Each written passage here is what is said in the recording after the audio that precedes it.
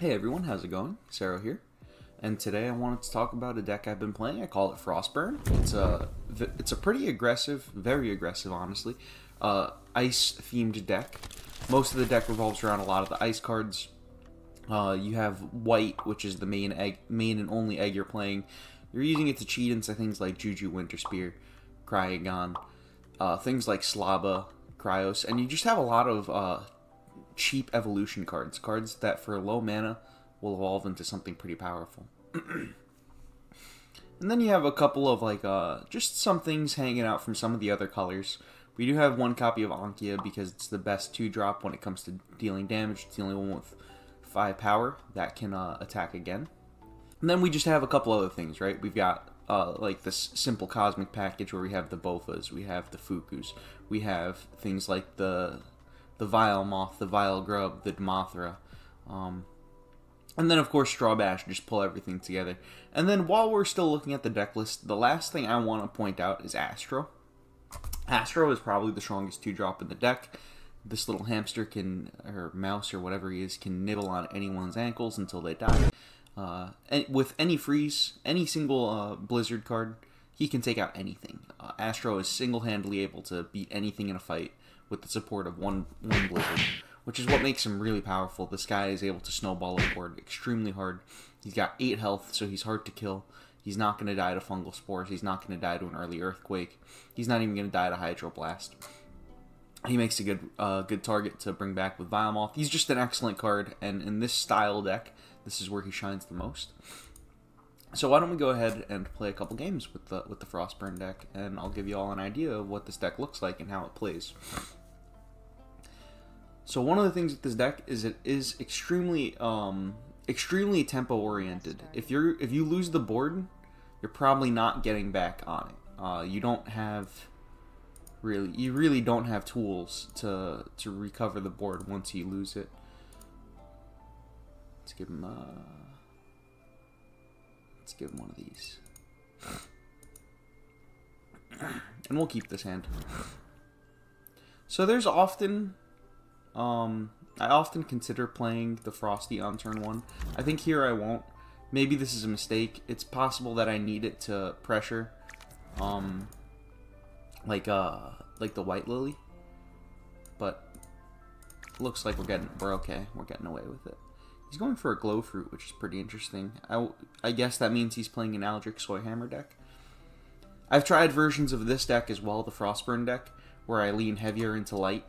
And instead of topping off at Cyclonius and Juju Winterspear, I top off at Aldrich and Juju Winterspear as a win condition, or maybe even like Aldrich plus Cryogon as the win condition also works. But I find the light cards aren't quite good enough to where I love the light adaptation of this deck. I do like it, but I feel like it's kind of weak. Alright, so Mr. Chase, taking his time to think. He's going to go White Lily. Are we getting mooned here, by chance? That'd be pretty brutal if we are. Yeah, we are getting mooned. So we're just extremely far behind now. And that's why, maybe I was supposed to just play the Frosty, because the Frosty could have fought the White Lily. I could play the Moon and steal this. Like, it still doesn't do much is the thing. I'm just going to go ahead and take a Blizzard here. I think I'm even just going to take a Blizzard here. Just grab the board here. So we're being very aggressive with our Blizzards here. But one thing you have to keep in mind is we do have Straw Bash and we have Bofa to search more Blizzards.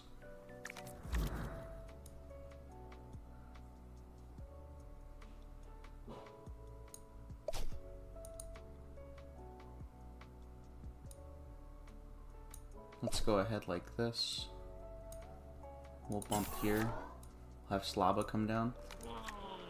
And Slaba will give us a trade.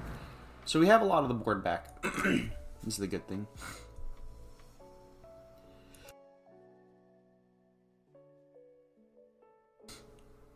We're going to have to figure out how we break through this Timber Fawn still.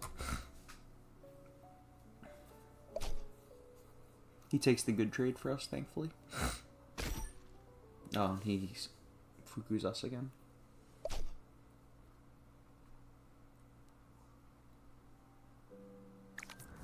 Okay, that's not that bad of a turn, actually. All things considered, this was a really good turn for us. So here's what I'm gonna do, is I'm gonna bump here. I'll just, let me think for a moment. I think I'm gonna bump here. I'm gonna play this. We'll put the stat, we'll get the search there. I'm not sure if that search is correct. We'll chill like this. So now we do have the board, actually. We're like in a pretty commanding position on board. He has to remove our Astro. If the Astro is allowed to stick around, the Elk Antler is just gonna let it completely take over. He's gonna shrink it? Yeah, he shrinks it. That makes sense.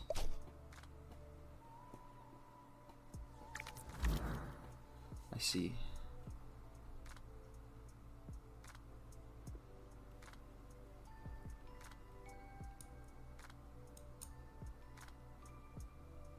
I mean, we have a cheap evolution. I just don't know if it's good. You know what I mean?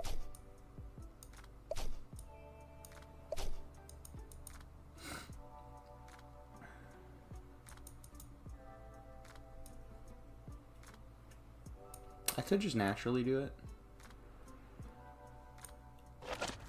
I know this is like low value, but what I'm thinking is we can go and just freeze him down again here. And it's super low value, just getting this, the Dury. But the real thought behind it was I just want the 9/9 in play. I want to draw a card. And I'm actually happy just having Frosty at the top of my graveyard. It's extremely unlikely that Frosty is going to stay there. But I wouldn't mind using Vile Moth to revive this Frosty. So I'm happy just getting the Dury out of the way. Like, again, it's really low value, but in this position, it's just something that I'm willing to do. I think it makes sense. We're going to turn 7 next round, I think. He's going to go for the Mistafruit. That'll be taken down by our Blizzards here for sure.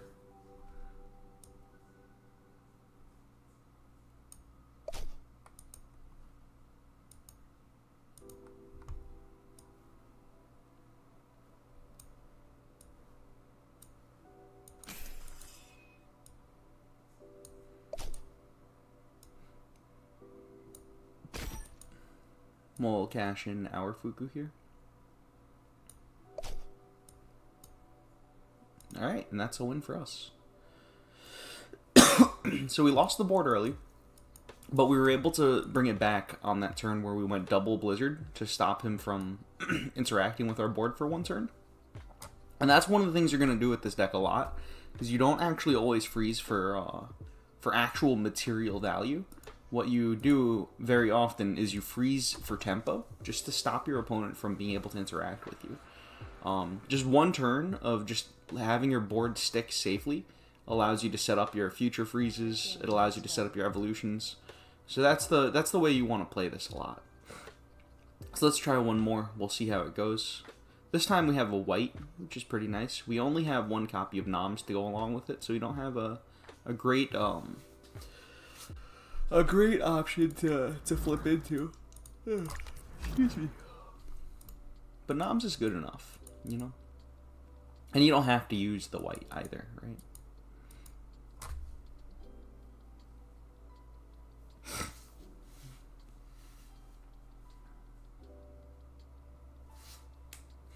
I'm playing against Zunelf.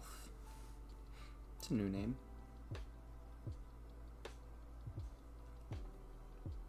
A lot of new players coming in. I hope this video helps some of you new players who are looking into the game and trying to figure out what to do, what to play. I really do enjoy this Frostburn deck. I don't know if I'd say it's the strongest deck in the format. Actually, I'm pretty confident it's not the strongest deck in the format. I think you're probably best off playing like a lot of value good stuff, like Oh man, there's just so many good value cards in the format right now. Like the... Oh, what's its name? What's the card's name I'm thinking of, chat? Do you know? Does anyone know? I think I'm going to take a freeze here.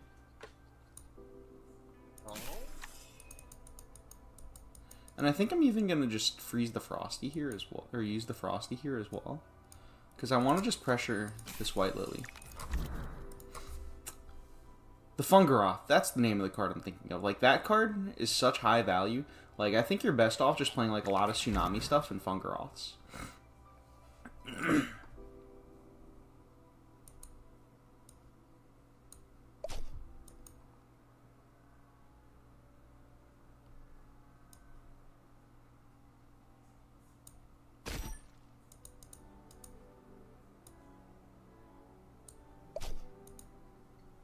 So here we're just going to go really wide.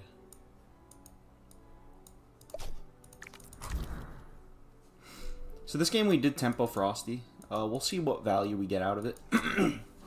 It already did give us some value because it let us attack into the flower. I mean, the Noms went face. The Noms could have attacked the flower there. Ooh, the Volpe. Interesting.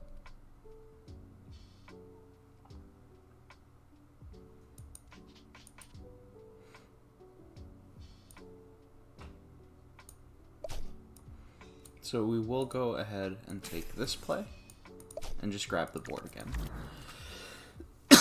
It's completely under our control now. Moving into turn 5. So right now we're only looking at an Astro play, but we have options for evolutions we can draw into.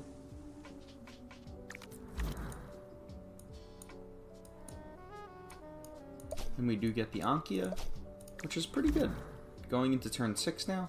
We have our next 2 turns figured out with the Demothra and the Cryogon. This Pyrowood is not going to do what it needs to do. Our board is going to live safe and sound. We'll take this freeze here, and then Astro can just go to town.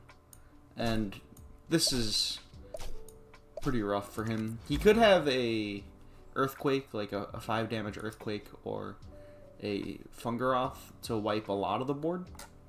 But even if he does have that, we keep the Astro, we keep the second half of Ankia, we keep Demothra, we keep Elk Antler. So even that is not really great on this board. And this is a pretty commanding position we're in here. I'm not really sure how he can get out. And we're threatening lethal so quickly as well.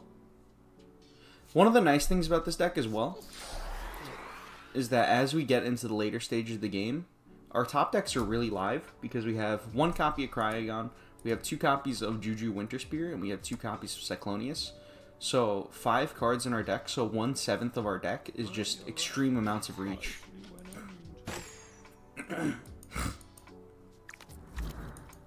So he just doesn't do anything to our board. So I'm just going face. And then we close it out with the Cryogon. And that should be a good example of how this deck likes to play. I know... I mean, I was going to say, I know they seemed like they were pretty one-sided, but honestly, that first game we were very close to losing. We were thankfully able to come back because our opponent had a couple slow turns, and we just played for tempo the whole game. So if you do want to pick up this deck and play this deck, I definitely recommend playing for tempo a lot. I would recommend not valuing like actual value that much. What matters is just getting damage in, getting the board as soon as possible. If you don't have the board, your cards don't work. Your freezes are useless. Your evolution chains don't work.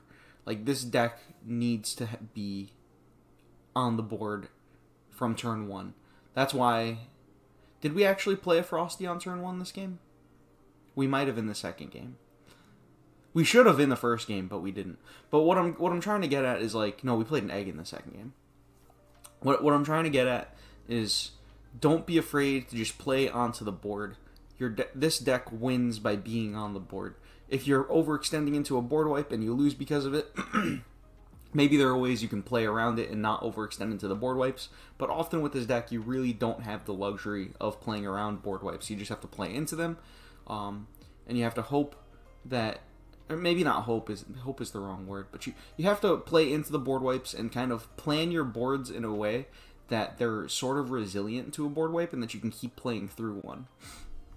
And your opponent shouldn't have access to too many. Like, they're going to have the Fungaroth, they're going to have the Sangwar maybe, they're going to have some Tsunamis. But after that, it gets pretty hard for them to deal with what you got going on.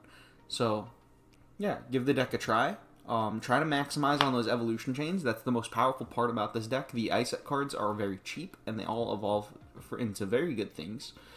So take advantage of that. Give the deck a try, and I'll see y'all soon. Don't forget to like, comment, and subscribe. Yeah, I'm sure there's some other sign-off I'm missing here. If you enjoyed the video and you have any thoughts on the deck, you know this deck list is not perfect. There are definitely cards I've tinkered with. I've changed things around, like I mentioned. I was playing a light version of the deck as well. There are a lot of ways to build this deck, and I don't think I've come to the perfect build, but I think I have a strong build. So let me know if you have your own ideas. Let us know in the comments below. Thank you, and goodbye.